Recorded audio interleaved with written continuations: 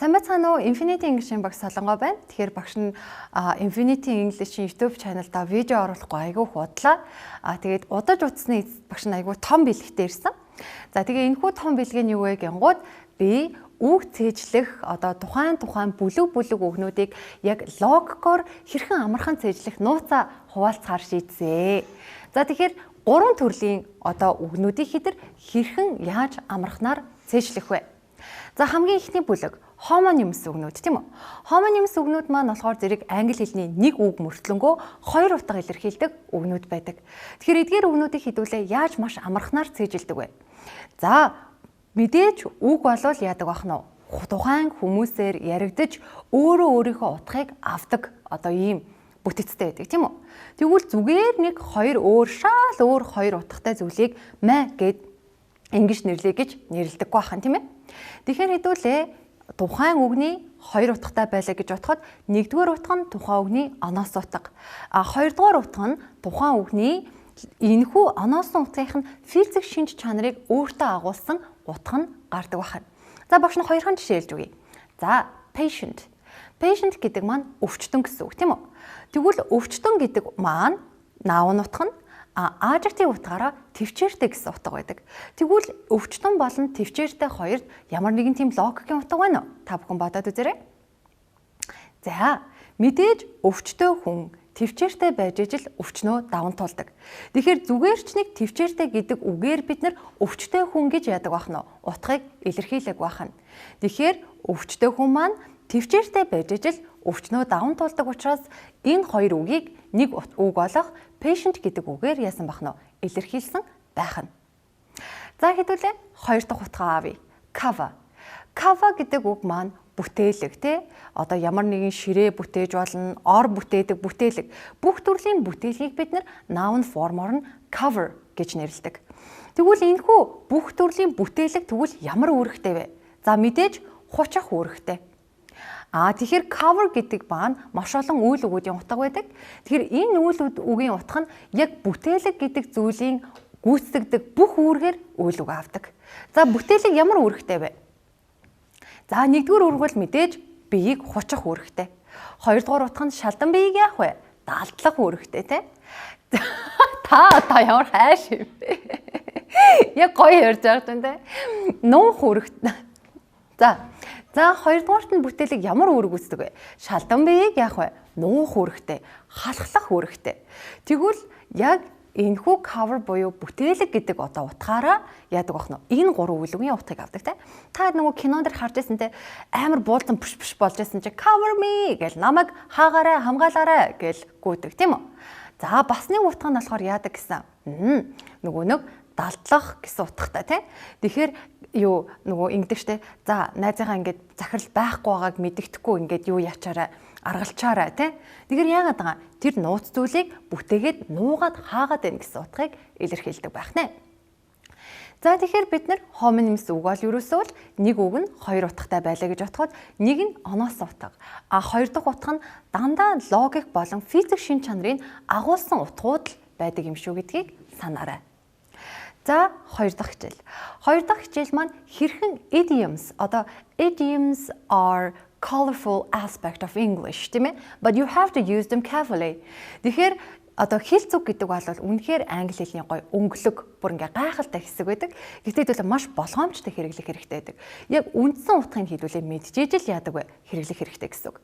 За тэгвэл тухайн idiom ч гэсэн яадаг бах нь зүгээр нэг хит хэдэн үгнүүдээр ингээд утга нь ийм шүү гэд өөр утга өгөөгүй байдаг. Яг idiom дээр гарч байгаа утга санаа хүний биеийн онцлог дээр хэрхэн гарч байгаа тэр дүүцүүлж хэдүүлээ яадаг вэ? Хэлдэг те. За тухайлбал багш нэг далид жишээ хэлгээ те. Таад ингээд нөгөө шүнжэнгөө шоудж байгаа л өвлөө осаал найз нь шартчихлаа гэж хэлхээс илүүтэйгээр юудаг вэ? Йоо яг зараа алдсан юм шиг байна. Ходоодон дотор зараа өндөлчлөө гэж хэлдэг те. Энэ нь ямар учиртай юм хэрэг бидний ходоод гэдээс дотор аягүй муухайгаа болохоор тийм өргөстэй зараа орсон юм шиг мэдрэгддэг учраас л зараа алдсан гэж хэдүүлээ хэлдэг байхгүй. Зараа залгицсан гэж хэлдэг те. Яг энэнтэй адилхан англи хэлэн дээр ч гэсэн idiom-ууд яг л ийм утгыг илэрхийлдэг. За тухайл хэдүүлээ хэлээ та. За sit on the fence. За sit on the fence. За энэ нь юу гэсэн үг вэ гингууд хардаа төвийг сахих гэсэн утгатай. За яаж ийн үгийн гол нөхөр эхнэрээсээ муудалцаад яг хашаан дараа гараа сууц. Явъя гэхээр явж чадахгүй, гэрлэгөө орё гэхээр орж чадахгүй. Тэгэхээр альва нэгэн шийдвэрийг гаргаж чадахгүй, ингээд нөгөө альч тал руу ингэж нөгөө урвж чадахгүй. Яг энэ байгаа нөхцөлийг бид нар юу гэдэг бахна? Sit on the fence гэж нэрлэдэг бахна шүү дээ. Тийм аа. Одоо хашаан дээрээ сууж байна гэсэн утга байна. За хоёр дахь одоо idiom-ийг хэдүүлээ авч үзье. За sleep like a log. Яг ингээд нөгөө тайрдсан мод шиг унтах. Одоо ингээд махчилж орчуулвал. Тэгвэл яадгүйгийн гот энэ маань яг энэ утгаас нь хэдүүлээ монголоос монголчлвал нам унтах гэсэн утгыг илэрхийлдэг. Тэгэхээр би нам унтдгаа гэвэл юу гэх нэ? Oh, I sleep like a log тэ би яг л ингээд нөгөө юу яатсан юм шиг ингээд бүр ингээд яг тайрдас шиг унтдаг гэсэн утгатай. Ерөөсөө нам унтдаг гэсэн утгатай. Тэгэхээр яг энэ idiom-ыг хэдүүлээд тайлбарлах юм бол бид нар log гэдэг бол юм тайрдас мод. Тэгвэл энэхүү тайрдас модыг би нэг газар тавихад тэр байрнаас хөтлөхгүй. Мод юм чи амьгүй зүйл юм чи хөтлөхгүй. Тэгэхээр яг л ингээд шууд дэрэн дээр толгоогоо тавиал огт хөдөлгөөнгүй унтдаг юм нам унтдаг гоё хүмүүсийг бид нэр sleep like a log гэж хэлдэг байх нэ. За 3 дугаарт нь. За 3 дугаарт нь бид нэр phrasal verb-ыг цээжлэх. За phrasal verb-ыг цээжлэхэд та нарт айгүй хэцүү байдаг тийм үү? За одоо ингээл нэг үгтэй мөртлөнгөө артлын preposition-ууд нь солигдонгууд л бид нар юу гэдэг вүлээ? Энэ одоо яг юу болоод байна аа? Яах вэ гэж толгоо эргээд байдаг тийм үү? Тэгвэл энэ бодоод авах юм байхгүй. За яг phrasal verb-ийн log-гийн хувьд яг багшийнхаа гаргаж ирсэн энэхүү log-гийн арга нь 80% одоо яг оногддог. 20% нь болохоор хэдүүлээ заавал энэ хоёр нийлгээр ийм утга илэрхийлдэг гэд одоо бодхоос өөр аргагүй. Яа тэгвэл тэрэн дээр бид нар яг нөгөө тухайн англи болон монгол соёл өөр учраас хичнээн хичээсэн ч бид нар тэрэн дээр гаргах логикийг гаргаж ирч чадахгүй байх бас боломжтой шүү. Заа юу. За тэгвэл prefix-ийг хэдүүлээ харъя да. Go үндсүг маань go. За phrasal verb гэдэг бол collocation буюу холбоо үгний нэг төрөл. За тэгээ энэхүү үг маань яаж үүсдэг вэ гэхээр үйл үг болон preposition хоёр нийлээд өөр утга илэрхийлждэг. Тухайн нэг үндсэн үгнээсээ өөр. За тэгвэл энэ маань зүгээр ч нэг утгаа ингэ нийлүүлээд байдаггүй.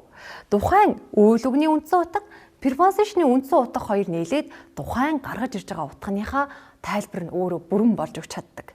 За хэдүүлээ харъя. Go ч гэсэн үг лээ явах гэсэн утгатай үг. Up гэдэг маань дээшээ гэсэн утгатай. Тэгвэл дээшээ явъя. Яаж ийн? Өсөөд байгааз. Тэгэхээр go up гэдэг бол increase буюу өсөх гэсэн утгатай үг. За тэгвэл дахиад хэдүүл харъя. Go down. Тийм үү? Тэгвэл go down гэдэг маань яаж ийн? Go ч стил явах, down маань юу? Доошоо явах. Доошоо яваа нь яагаад вэ? Уруудаад буюу буураад байна. Тэгэхээр go down тэнцүү decrease буюу буурах гэсэн утгыг илэрхийлдэг байх нь. Тэгэхээр бид нар technically prefix тэгэхээр бид нар phrasal verb-ыг яах нь вэ? Тухайн үндсэн үйлүүгийн утга, preposition-ийн утга хоёроор л нөгөө утгууд нь яадаг бахна? Авагдаад байдаг бахна тийм ээ. За тэгээд багшийнх нь өнөөдрийн видео та бүхэнд айгуу таалагдсан гэж найдаж байна. За тэгээд манай 9 сарын 27, 28-ны эсэлтүүд маань эсэлтүүд аваад эхэлсэн. Тэгээд яг энэ 7 хоногийн хувьд бүр нэгэн 7 хоногийн дотор 4-7 хоноо авсан маш баяртай 7 хоног байсан учраас багш нь та хэддээ бэлэг барихаар шийдлээ. Баярлалаа. Баяртай.